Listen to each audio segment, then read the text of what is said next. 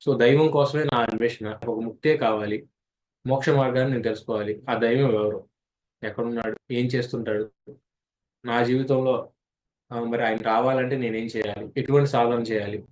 ఆయన నేను దర్శించుకోవాలి.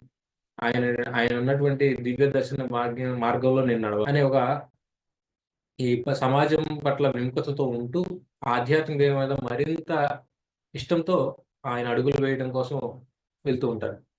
మరి అది కూడా ఒకానొక స్థితి అని మన మాస్టర్ల ద్వారా మనం తెలుసుకున్నాం.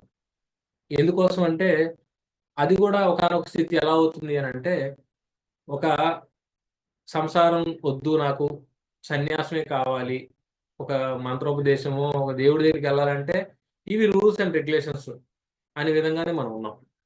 ఆ విధంగా కాకుండా వేరే విధంగా లేవు. ఎందుకనంటే సగటు సమాజంలో మనకు తెలిసినటువంటి పూర్వం రోజుల నుంచి వచ్చినటువంటి విషయాలే. కానీ వాళ్ళు ఫెయిల్